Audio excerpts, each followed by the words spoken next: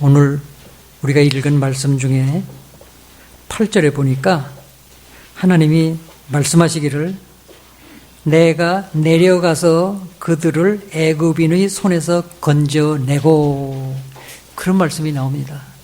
하나님이 애굽에서 노예로 살고 있는 그의 백성들의 고통을 보시고 그들의 슬픔을 보시고 그들의 불행을 보시고 그들의 부르짖음을 들으시고 그들을 구원해 내시려고 하나님께서 내려오셨다, 그런 말씀이 기록되어 있습니다.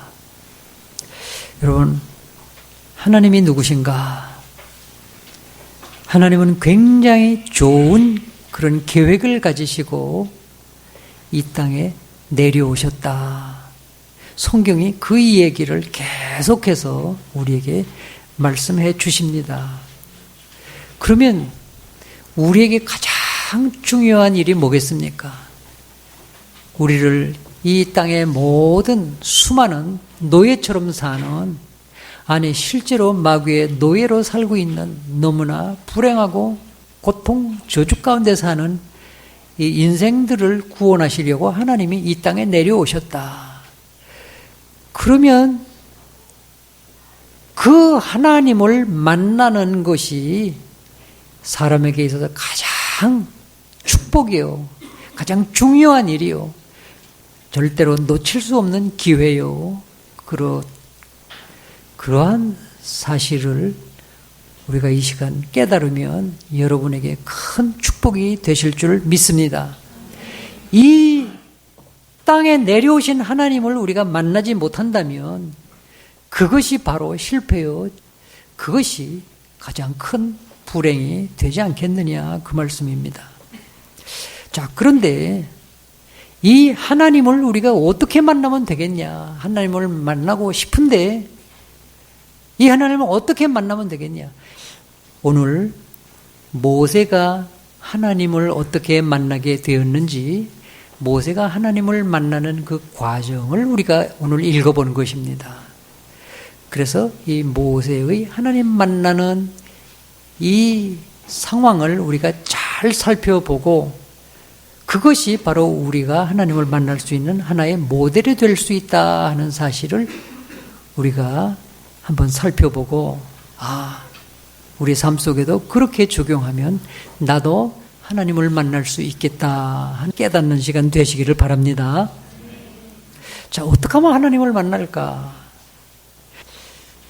오늘 본문 말씀을 우리가 잘 살펴보면 첫째로 1절에 보니까 하나님의 산 호렙의 이름에 이 모세가 양떼를 치면서 계속해서 양떼를 몰아서 어디까지 갔느냐? 하나님의 산 호렙산에까지 가게 됐다. 또 거기까지 가서도 또 뭘 봤느냐? 떨기나무가 있는데 그 떨기나무가 불이 붙은 거예요. 근데 계속 불이 타는데도 불구하고 이 떨기나무가 불에 타서 재가 돼서 없어져야 상식적으로 맞는데 그렇지 않고 계속 불만 타는 거예요. 참 이상한 거예요. 그래서 이게 어쩐 일인가 하고 가까이 가보았다. 무슨 얘기인가 하면, 첫째는 하나님을 만나게 되기 위해서는 하나님께로 향해서 가까이 나아가는 시도가 있어야 된다 하는 것입니다. 하나님께 가까이 나간다는 게 어디로 나가야 된다는 말이냐? 자, 하나님이 어디든지 계시는 것은 맞는 말이지만 그렇다고 해서 여러분들이 에이 오늘 기분도 그렇지 않고 그러니 오늘 술집에 가서 하나님을 한번 만나봐야 되겠다, 그건 아니잖아요. 하나님이 만나 주실 수 있을 만한 그런 것이 따로 있지 않겠어요? 그래서 오늘 이 모세는 하나님의 산이다, 호렙산이 하나님의 산이다. 오늘 우리들이 하나님께 가까이 나아가는 것은 하나님의 이야기를 들을 수 있고, 그리고 하나님에 대해서 들려주고 싶어 하는 그런 것이 있단 말이에요. 그러니까 예를 들면 우리가 호프집에 가서 하나님을 만나려 하기보다는 하나님 이야기를 할 수 있는 교회로 가는 것이 그게 하나님께로 가까이 가는 방향이다. 그 말이야. 적어도 그 시도를 해봐야 된다 이 말이야. 자, 그런데 불이 타는데 나무가 타지를 않는다.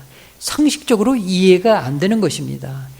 이 하나님을 모르는 사람들이 교회를 이렇게 들여다보면 이게 이해도 잘 안 되고 호황되고 참 쑥스럽고 뭔가 익숙치 않은 그런 상황을 이렇게 보게 되는 거예요. 교회에서 하는 말도 그렇고 교회에서 하는 설교도 그렇고 가서 앉아 있어 봐도 이게 뭔가 이상한 거예요. 이게 상식적이 아닌 거예요. 자, 성경을 보라고 그러는데 성경을 읽어봐도 진짜 황당한 얘기가 있는 거예요. 그럼에도 불구하고 하나님의 이야기를 하는 그곳을 향해서 일단 우리가 방향을 그쪽으로 해서 접근해 보는 것부터 시작이 되어야 된다. 그것을 말하고 있는 것입니다. 자, 오늘 혹시 이곳에 처음 나오신 분은 일단 잘 나오신 거예요. 호렙산 가까이까지 나오신 것입니다. 오늘 축복의 시작이 된 줄 믿으시기 바랍니다. 두 번째는 4절에 보니까 여호와께서 그가 보려고 돌이켜 오는 것을 보신지라 하나님이 떨기나무 가운데서 그를 불러 이르시되 모세야 모세야 하시매 그가 이르되 내가 여기 있나이다. 자, 하나님한테 가까이 나오고 있다고 생각이 되면 그 다음에는 귀를 기울여서 하나님의 부르심을 들어봐야 됩니다. 하나님의 부르심에 귀를 기울여야 된다 이 말이죠. 사실상 하나님은 여러 가지 경로를 통해서 모든 사람을 부르고 계십니다. 그런데 하나님의 부르시는 음성이 들리는 사람이 별로 없는 거예요. 왜 그런가? 거의 모든 사람들이 귀가 막히고 눈이 가려져 있는 것이에요. 뭐로? 교만과 욕심과 탐욕과 자기 중심의 생각으로 꽉 채워져 있는 거예요. 그래서 귀도 막혀 있고 눈도 가려져 있는 거예요. 하나님의 음성을 듣기에는 이게 너무나 막혀 있다 이 말이죠. 오늘 이 모세의 모습을 보면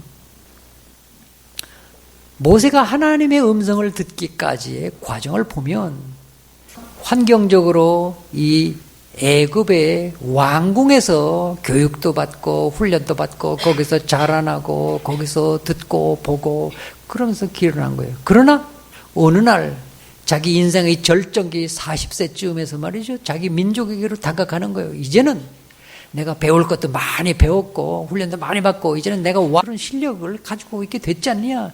힘도 좋고 건강하고 내 절정기에 이제 내가 하나님을 위해서 뭔가 좀 해보겠다 하고 자기 민족에게로 다가간 거예요. 그럼에도 불구하고 하나님은 거들떠 보시지를 않았어요.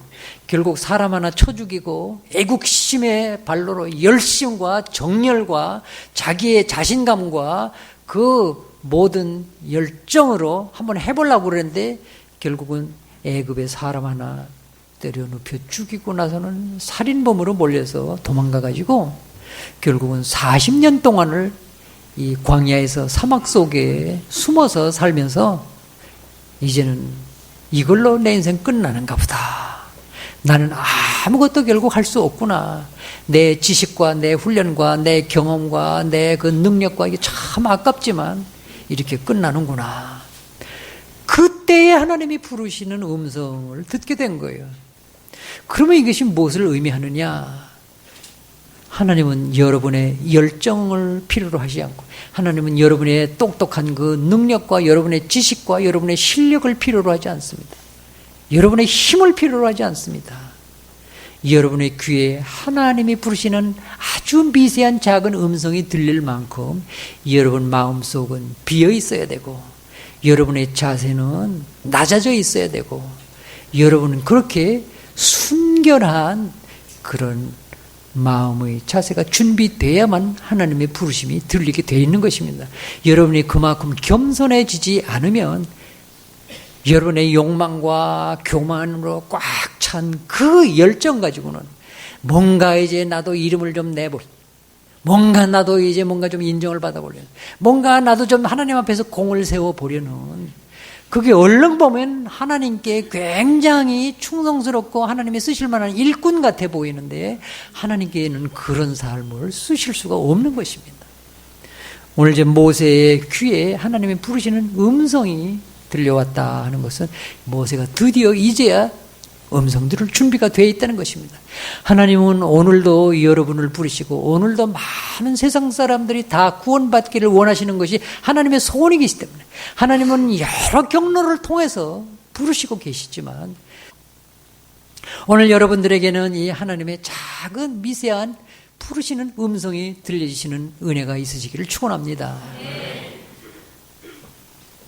하나님의 음성이 들려서 예, 제가 여기 있습니다. 그렇게 대답하고 나니까 그때 하나님이 또 하시는 말씀이 지금 내가 선 그 땅은 거룩한 땅이니 네 신발을 벗어라 그러시는 거예요. 자, 이제 우리가 하나님 앞에 정말 서게 되면 그 다음에는 우리가 우리 신발을 벗어야 됩니다. 이게 무슨 말이냐? 이 당시의 문화로서는 이 당시에는 종은 주인 앞에서 신발을 신고 다니면 안 되는 거예요. 이 신발은 하나의 신분의 상징이기도 하고 또 이 신발을 신고 벗는 문제는 신발을 신고 있다는 건 내가 어딘가를 가려고 신발을 신은 거예요. 내 목적지가 따로 있는 거예요. 내 판단에 의해서 내가 원하는 곳으로 이제 갈 준비가 돼 있어서 신발을 신은 거예요. 그러니까 내가 신발을 신었다 하는 것은 내 목적지를 향해서 내가 가고 싶은 대로 지금 가겠다 그런 얘기야. 신발을 벗으라는 건 뭐냐? 네가 정해놓은 목적지 그거 포기해라. 이제는 내가 가라고 하는 곳에 가야 된다. 너는 이제 종으로 내 앞에 서지 않으면 내가 너를 쓸 수가 없지 않느냐 그 얘기입니다. 여러분이 하나님 앞에 설 때에는 세 가지 선택 길이 있습니다. 여러분들이 철저히 하나님의 종으로 하나님과 관계를 맺든지 아니면 여러분이 주인이 되고 하나님을 여러분의 종으로 삼는 관계를 맺든지 아니면 하나님과 맞먹는 1대1로 뭐 친구 삼자든지 뭐 그런 선택의 길이 있기는 할 것입니다. 그러나 여러분 생각해 보십시오. 하나님이 여러분의 종이 되어야 되겠습니까? 하나님과 여러분이 맞먹을 수 있겠습니까? 그러므로 여러분들이 하나님과 일평생 동행하고 여러분들이 하나님께 쓰임받을 그런 관계를 맺으려면 여러분들이 철저히 하나님의 종이 되는 길밖에는 없는 거예요. 하나님은 여러분을 통해서 하나님의 일을 이루시려고 하는 것은 분명한 사실입니다. 그래서 하나님께는 많은 사람이 필요합니다. 하나님은 사람을 통해서 일을 이루고자 하십니다. 그래서 사람을 많이 부르십니다. 그런데 아직도 여러분의 의지가 강하고 여러분의 생각이 분명하고 여러분의 목적이 뚜렷하고 여러분이 하려고 하는 그런 계획이 꽉 차 있고 그리고 여러분이 좋아하는 것으로 여러분의 욕망으로 여러분 안에 꽉 차 있다면 하나님은 여러분들을 아무리 해도 사용하실 수가 없는 것입니다. 그렇지 않겠습니까? 상식적으로 그렇지 않습니까?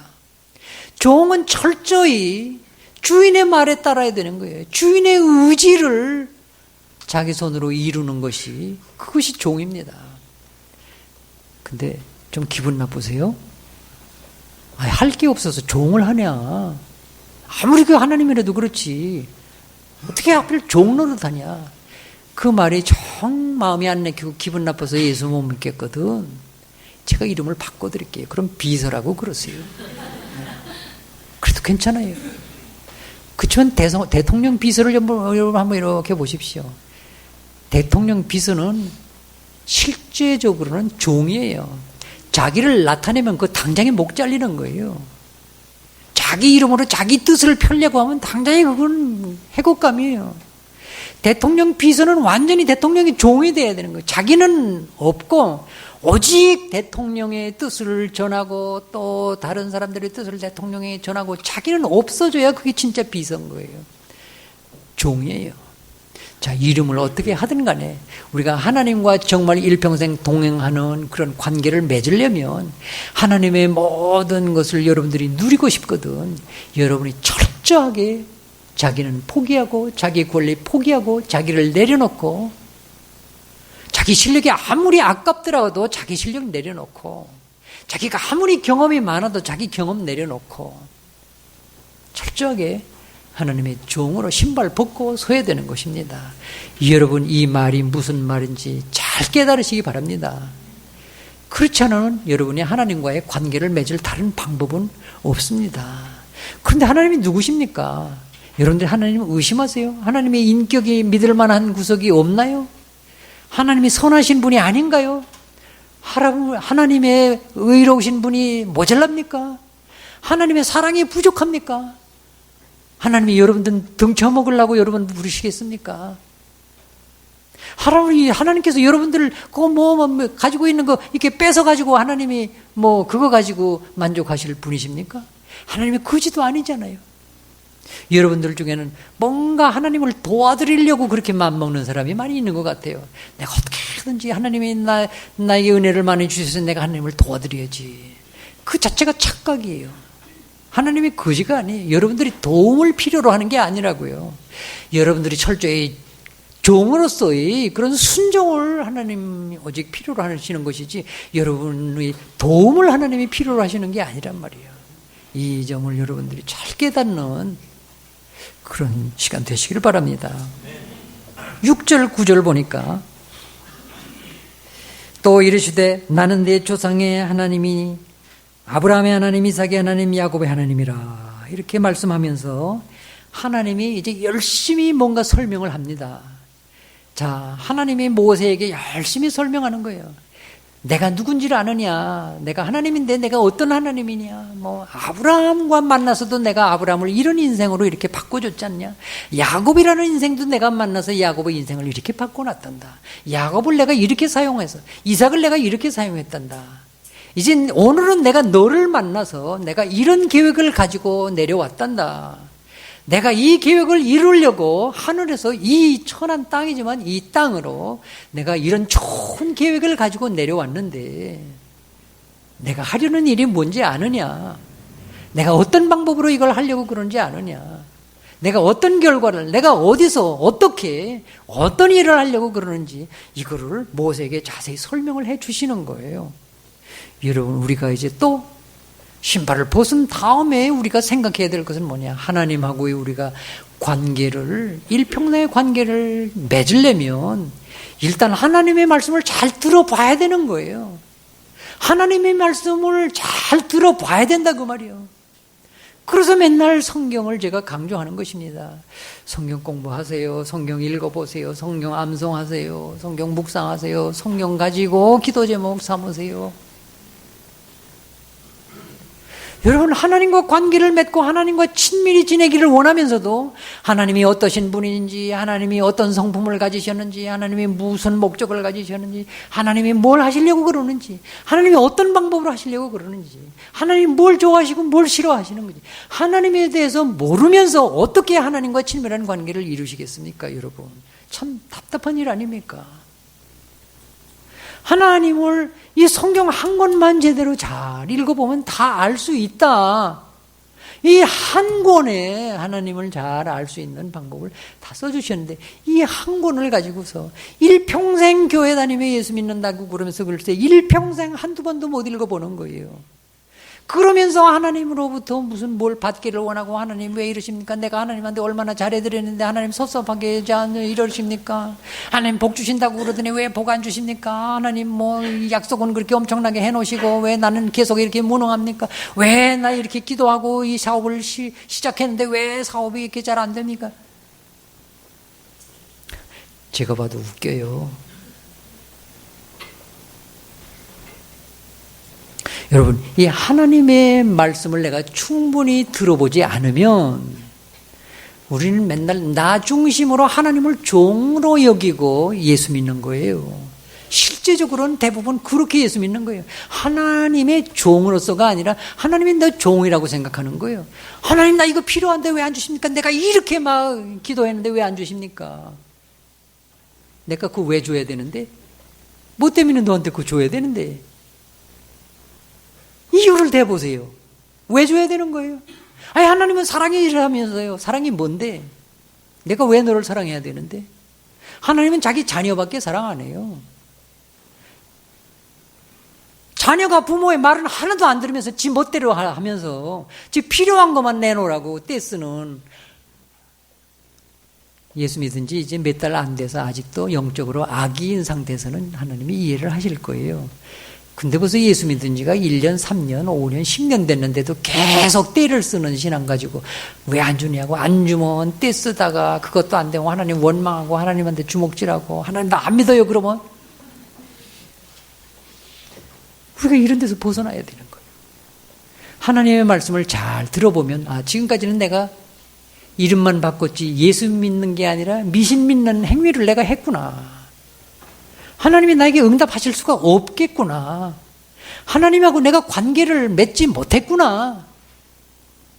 내가 하나님을 알지도 못하면서 하나님을 마치 무슨 미신인 줄을 생각하고 있었구나. 여러분들이 이 생각이 깨달아져야 드디어 하나님의 음성이 들려올 뿐만 아니라 하나님을 내가 어떻게 섬겨야 되는지를 깨달아지고, 그렇게 되면은 여러분의 생각과 언어와 행동이 완전히 바뀔 수밖에 없어요. 이게 안 바뀐다는 것은 하나님에 대해서 아직 그 말씀을 잘 모르기 때문에 계속해서 하나님이 나를 위해서 존재하는 줄 알아요. 그 생각이 바뀌기 전에는 여러분이 하나님과 동행하는 사람이 절대 안 됩니다. 그런데 무슨 기도가 응답이 되겠어요? 혼자 착각하는 거예요. 절대 기도 응답 안 돼요. 여러분 안에 아무리 예수 믿어도 기쁨 없어요. 감사한 생각 없어요. 감사한 생각, 하나님이 줬는지 사실은 우연히 그렇게 되는지 마귀가 갖다 줬는지도 모르고, 마귀도 그런 거 줄 수 있어요. 근데 내게 뭐 조금 좋은 일 생기면 하나님 감사합니다, 할렐루야, 영광 어쩌고 저쩌고 하다가 뭐가 조금 안 좋은 일이 생기고 뭐가 조금 불만 생기면 하나님 이럴 수 있어요. 정말 내가 없는 돈에 얼마나 헌금을 많이 했고 내가 없는 시간에 얼마나 하나님한테 봉사 많이 했고, 진짜 지 혼자 날고 뛰고 지 혼자 장구치고 북치고 다 하는 거예요. 지 감정에 의해서 금방 감사했다가 금방 원망했다가 자기 혼자 노는 거예요. 하나님은 그 부분에도 안 계셔요. 오늘 우리가 하나님의 말씀을 통해서 하나님이 누구신지 뭘 하시려는지 이거 모르면, 하나님의 말씀을 통해서 내 일평생 내가 헌신할 그런 비전과 그런 사명이 발견이 되지 않으면 우리는 하나님과의 관계는 바람에 날아가는 관계밖에 안 된다. 그런 말씀입니다. 자, 그 다음에는 하나님의 말씀을 통해서 이제 내가 비전을 발견했고 내 일평생 내 인생을 걸을 만한 그런 사명을 발견했다면, 하나님의 말씀 속에서 하나님이 나에게 무슨 일을 원하시고 무슨 사명을 맡겨주셨는지를 발견했다면, 그 일만 발견해서 안 되고 그 일이, 그 사명이 내 가슴에 품을 이제 그 비전이 얼마나 가치 있는 것이냐, 그 가치도 함께 발견이 돼야 돼요. 내 생명하고 바꿀 만한 가치가 있는가? 근데 바울은 이걸 제대로 발견한 거예요. 바울은 비전도 사명도 그 사명의 가치도 함께 다 발견이 된 거예요. 그러니까 바울은 이 세상의 모든 가장 좋은 가치 있는 것을 다 가지고 있었던 사람이에요. 원래 그 누리고 살던 사람인데 어느 날 예수님을 만나서 예수님이 주신 그 비전, 그 사명을 발견하고 나니까, 그리스도가 주신 가치, 그리스도 이름이 지는 그 가치를 발견하고 나니까 세상에서 얻었던 자기의 가치는 그거 다 쓰레기같이 보이는 거예요. 예수 이름 속에 담겨있는 그거 하나만 가지고도 일평생 너무너무 충분하고 너무너무 기쁘고 감사하고 영광스럽고 그런 거예요. 그 다른 거 다 버렸다 그랬어요. 오늘 우리도 정말 예수 믿는 사람이 되려면, 정말 하나님 만난 사람이 맞다면, 하나님이 주신 이 비전과 이 사명과 이 주신 가치가 내 생명을 버려도 아깝지 않을 만한 그 가치가 발견이 돼야, 그래야 내가 힘 있는 신앙생활이 되는 거예요. 그래야 내 말 한마디가 영향력을 미치는 거예요. 그래야 하나님이 나를 통해서 그의 능력을 행하시는 거예요. 하나님이 나를 사용하시기 시작해야만 내 모든 언어와 내 모든 행동과 내 모든 결정이 하나님의 파워가 실린다 그 말이에요. 이게 발견이 안 된 채로 내가 하나님 참 도와드려야 될 텐데, 하나님이 나를 구원하셨다는데, 예수님이 나를 위해서 십자가에 달리셨다는데, 그럼 나도 뭔가 은혜 갚아야 되는데, 뭘 도와드릴까? 여러분의 실력 가지고 뭘 도와드려요? 도와드리기는 그냥 여러분이 낮아져서 참 이렇게 쓸모없는 무익한 이런 저를 불러주셨으니, 자, 하나님께서 저를 청소부로 쓰시니 청소부도 기쁘게 하겠습니다. 저를 대통령 시켜주시면, 대통령 제가 어떻게 합니까? 절대 못하지만 하나님이 하시라고 그러면 하나님 믿고 대통령도 하겠습니다. 청소부로 하라면 청소부 할 것이고, 대통령 하라면 대통령 할 것이고, 나 하나님의 것이니 하나님의 마음대로 사용하여 주옵소서. 나에게는 아무 능력도 지식도 가치도 없습니다. 이렇게 될 때 진짜 뭔가를 발견한 사람이야. 진짜 하나님 주시는 가치를 발견한 사람이라 이 말이죠.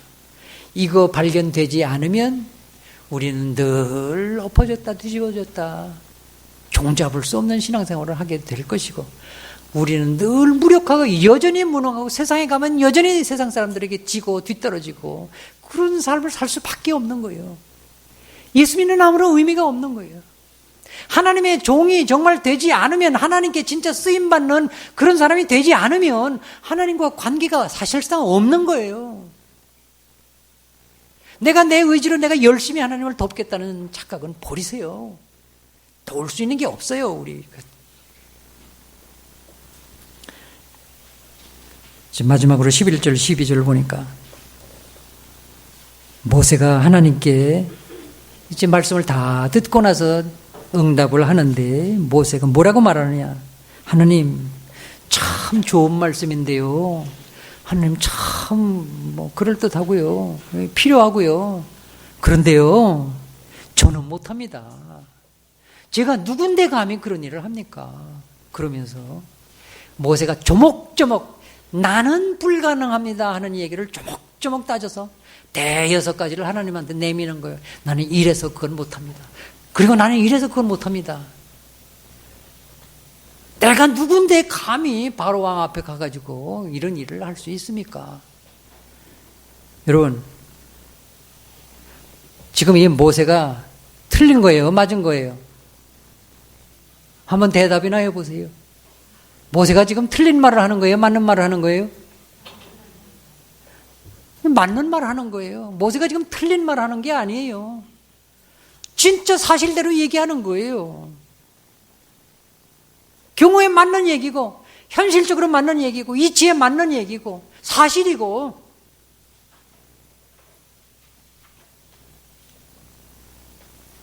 그러나 하나님이 그래, 내가 착각했구나, 진짜 너는 안 되겠구나, 그래 너는 관둬라야, 내가 딴 사람 찾아볼게, 그러셨어요? 그럼 하나님이 진짜 그 자격 있는 사람을 지구 어디 가면 찾을 수 있을까요? 없죠. 모세가 참 똑똑하고 옳은 말 했는데 한 가지를 모르는 거예요. 말을 아직도 잘 못 알아듣는 거예요. 하나님이 모세에게, 자, 이제 다 알아들었지? 이제 가서 해봐. 네 힘으로, 네 실력으로, 너 그동안 공부도 많이 했잖아, 너 능력도 있잖아, 가서 해봐. 그렇게 말씀하시는 게 아니잖아요. 내가 너를 통해서 내가 하겠다는 말을 못 알아들은 거예요. 하나님이 오늘 여러분 보고 뭘 하라는 게 아니에요. 너를 통해서 내가 하고 싶은데 너 내 말대로 좀 순종해 주겠니? 그 얘기야. 너를 나에게 좀 빌려주겠니? 내가 너를 내 마음대로 좀 쓸 수 있겠니? 그 말이야.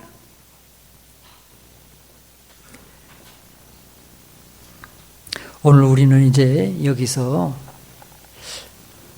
최종적으로 내가 하나님과 밀접한 관계를 맺고 내 일평생 하나님과 동행하는 삶을 싣고, 그리고 하나님께 내가 귀중하게 쓰임받는 그런 인생을 살아서 하나님의 영광 속에 내가 일평생을 살고 싶다.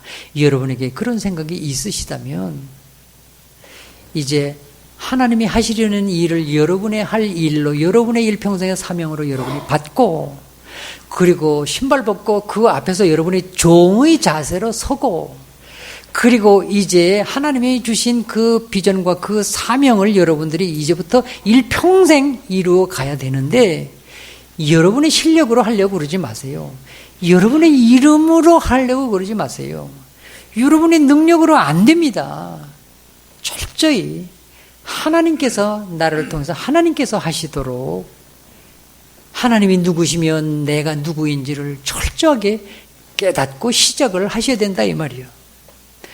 여러분 고린도후서 4장 7절에 보면 이런 말씀이 있어요. 질그릇 속의 보배다. 우리 예수 믿는 사람은 누구냐? 한마디로 보배를 담은 질그릇이다. 여러분 질그릇이라는 건 뭐예요? 뚝배기예요. 진짜 그릇 중에 제일 핫질이에요. 조금 충격 가하면 금방 깨져버리고 모양도 없고 별로 귀하게 쓸만한 구석이 하나도 없어요. 질그릇이라는 게 그릇 중에 제일 핫질이에요. 그러니까 이 질그릇을 뭐 어디에 가도 이거 별로 이렇게 귀한 받을 만한 그런 자격이 없는 거예요. 근데 그 질그릇에다 보석을 이만한 것을 담아놨다 이 말이에요. 그러면 이 질그릇이 엄청나게 귀중해지는 거예요. 자, 이 국보급 보배를 갖다가 형편없는 그릇에다 이렇게 담아놨다. 그러나 이거 보배를 담을 그릇은 필요한 거예요. 그릇이 반드시 있어야 되는 거예요. 담아놓을 그릇이 이거 땅바닥에다 놓아둘 수는 없는 거란 말이에요. 그러면 이 보배를 담은 그릇은 저절로 귀하게 되는 거예요. 근데 이 질그릇이 착각하면 안 되는 게 절대 하나 있는데, 자기가 보석인 줄 알면 큰일 난다 이 말이지. 자기는 어디까지나 질그릇이야. 그러나 이 보배를 담고 있는 한 자기는 굉장히 귀중한 존재라 이 말이에요. 오늘 여러분들이 그리스도의 복음을 여러분 안에 진짜 담고 있으면 여러분은 하나님이 여러분을 귀하게 생각할 수밖에 없어요. 여러분 하나님이 아브라함을 굉장히 귀중하게 보호하셨어요. 아무리 바보 같은 짓을 하고 다녀도 절대 망하지 않게 하나님 보호하시는 거예요. 너를 저주하면 너를 저주하는 사람이 혹시 나타나면 내가 그놈을 먼저 저주할 것이다. 너에게 축복하는 사람이 있으면 내가 먼저 그 사람을 축복할 것이다. 그 정도로 하나님이 아브라함을 지키신 거예요. 축복하시고 지키신 거예요. 왜 그랬어요? 하나님이 먼저 아브라함 속에 이 그리스도의 씨를 넣어주셨기 때문에 아브라함이 망하면 큰일 나는 거예요. 그러기 때문에 아브라함을 축복하시고 아브라함을 복의 근원으로 만드시고 아브라함을 지키시는 거예요. 오늘 여러분들이 하나님의 귀중한 존재가 되기 위해서는 여러분들이 다른 거 걱정할 필요가 없는 거예요. 다른 거 염려할 필요가 없는 거예요. 아유 나는 뭐 알지도 못하고. 오늘 여러분들이 하나님 만나는 것은 하나님의 소원이기 때문에 하나님이 늘 여러분을 부르고 계셔요. 하나님이 늘 여러분을 사용해서 하나님의 기적의 일들을, 놀라운 영광의 일들을 여러분을 통해서 이루시고자 하는 게 하나님의 소원인데도 불구하고 우리가 하나님을 못 만나는 거예요. 하나님과의 관계를 맺지를 못하는 거예요. 하나님께 문제가 있는 게 아니라 우리들에게 문제가 있는 거예요. 오늘 드디어 이 위대한 모세지만 우리가 알기에는 모세는 진짜 전무후무한 위대한 지도자야. 그런데 이 모세가 하나님을 만나서 그렇게 된 것이지 하나님을 만나지 못했더라면 어떻게 될 뻔했는데요. 그냥 저 사막 속에서 남의 집 양새끼나 먹이다가 인생 끝났을 거예요. 근데 이 모세의 귀에 하나님의 부르시는 음성이 들리면서 이 인생이 바뀌었다 이 말이에요. 그러면 이 모세가 드디어 하나님의 음성이 들려올 때까지 이 40여 년이라는 어쩌면 참 무익해 보이는 이 기간이 왜 필요했냐 하는 것을 여러분들이 좀 생각해 보셔야 돼요. 나도 하나님을 만나서 하나님과 동행하는 삶이 되기까지는 내게 뭐가 필요하냐. 내 안에 있는 이 모든 완고한 마치 이 바윗돌 같은 이런 완고한 생각들, 내 것들, 내가 너무너무 귀중하게 이렇게 끌어안고 있는 것들, 이거 버리지 않고 내 그릇에다 이미 다른 것을 잔뜩 담아놓고서 하나님이 거기에다 하나님의 것을 담아줄 수가 절대 없는 거예요. 오늘 모세가 하나님을 만나기까지 어떤 과정을 거쳤는지 여러분 기억에 담아두시고 여러분 일평생 하나님과 동행하는 삶이 되기만 하면 여러분 뭐 먹고 살까 뭐 입을까 그런 거 걱정할 수준이 아니에요. 인간이 원래 그런 저급한 수준이 아니에요. 동물처럼 겨우 먹고 살다가 죽을 인생이 아니란 말이에요. 제발 알아들으시기 바랍니다. 제발 초라하게 거지같이 무가치하게 겨우 먹고 살다 죽는 그런 인생 되지 마시기를 축원합니다. 가능하면 빨리 여러분들 하나님을 만나서 하나님과 동행하는 여러분의 일평생이 되시기를 주님의 이름으로 축원합니다. 우리 잠깐 동안